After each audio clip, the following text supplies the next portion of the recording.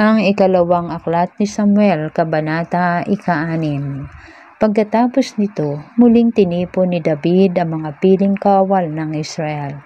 May 30,000 kalalakihan lahat. Pinangunahan niya ang buong hukbo at nagpunta sila sa Baal-Yehuda upang kunin ang kabanang tipan na kumakatawan sa kalwalhatian ni Yahweh, ang Diyos na makapangyarihan sa lahat. Nakaluklok sa ibabaw ng mga kerubim. Kinuha nila ito sa bahay ni Abinadab doon sa burol at isinakay sa isang bagong kariton na inaalaya ng 2 anak nito na sina Osa at Ahiyo. Si Ahiyo ay nauuna sa paglakad sa kaban. Si David at ang buong bayan ng Israel ay buong galak na sumasayaw. Sila'y umaawit sa saliw ng mga lira, kudyapi, tamburin, kastaneta at pumpiyang. Nang malapit na sila sa may giikan ni Nakon, natalisod ang mga baka kaya tinawakan ni Osa ang kaban ng tipan. Nagalit si Yahweh at siya'y pinarusahan sa ginawang iyon. Noon din namatay si Osa sa tabi ng kaban ng tipan. Nagalit si David dahil pinarusahan ni Yahweh si Osa. Hanggang ngayon, ang lugar na iyon ay tinatawag na Peres Oza. Dahil dito'y natakot si David kay Yahweh. Sinabi niya, paano ko iingatan ngayon ang kaban ng tipan? Hindi niya ito mapangahasang dalhin sa lungsod ni David, kaya't doon na niya inihatid sa bahay ni Obed-Edom na taga-Gat. 3 buwang nanatili roon ang kaban ng tipan ni Yahweh, at pinagpala ni Yahweh si Obed-Edom at ang kanyang sambahayan. May nagbalita kay Haring David na pinagpalang mabuti ni Yahweh si Obed-Edom. Ito'y kinagalak niya, kaya kinuha niya ang kaban ng tipan at dinala sa Jerusalem. Hindi pa man nakakalayo, nakaka-6 na hakbang pa lamang ang may mga dala ng kaban ng tipan. Pinahinto na sila ni David at naghandog sila ng 1 toro at 1 pinatabang baka. Isinuot ni David ang 1 linong ephod at nagsasayaw siya sa harapan ni Yahweh. Habang lumalakad ang mga Israelita, nagsisigawan sila sa tuwa at hinihipan ang mga trompeta. Nang sila'y papasok na ng lungsod, si David ay naglulundag at nagsasayaw. Nang siya'y madungawan ni Mikal na anak ni Saul, hindi niya nagustuhan ang ginawa ni David.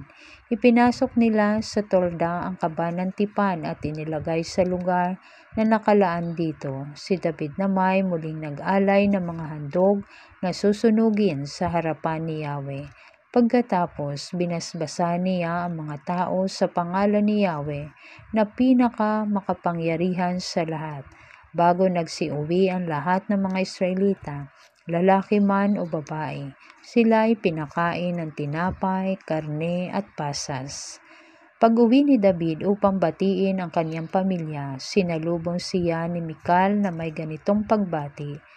Dakilang araw ito sa hari ng Israel na parang baliw na nagsasayaw sa harapan ng mga aliping babae ng kaniyang mga tauhan. Sumagot si David, ginawa ko iyon upang parangalan si Yahweh, sapagkat sa halip na ang iyong ama at ang kaniyang sambahayan, ako ang pinili ni Yahweh na mamuno sa Israel, at patuloy pa akong magsasayaw upang parangalan si Yahweh. At gagawa pa ng mas masahol dito. Sa tingin mo'y hamak ako dahil sa aking ginawa, ngunit sa paningin ng mga babaeng iyon ay marangal ang ginawa ko.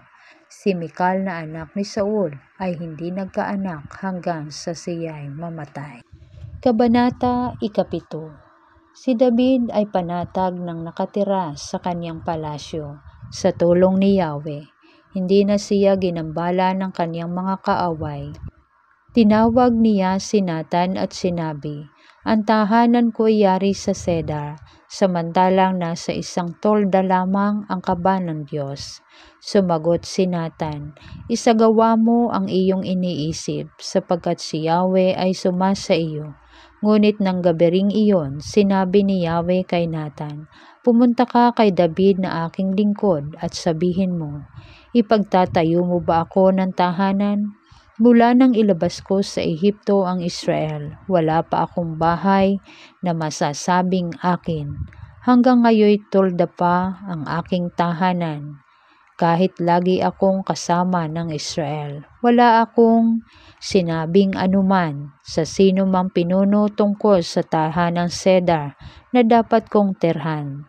Gayong ako ang pumili sa kanila upang mamahala sa aking kawan. Sabihin mo rin sa lingkod kong si David ang salitang ito ni Yahweh. Kinuha kita mula sa pagpapastol ng tupa upang gawing pinuno ng bayang Israel. Kasama mo ako saan ka man magtungo, at lahat mong mga kaaway ay aking nilipol. Gagawin kong dakila ang iyong pangalan, tulad ng mga dakilang tao sa daigdig. Bibigyan ko ang Israel ng kanyang lupa at doon ko papatirhin. Wala nang gagambala sa kanila roon. Wala nang taong mararahas na aalipin sa kanila, tulad noong una. Buhat nang maglagay ako ng hukom nila, magiging payapa ka sapagkat wala nang gagambala sa iyo. Bukod dito, ako si Yahweh ay nagsasabi sa iyo, papatatagin ko ang iyong sambahayan.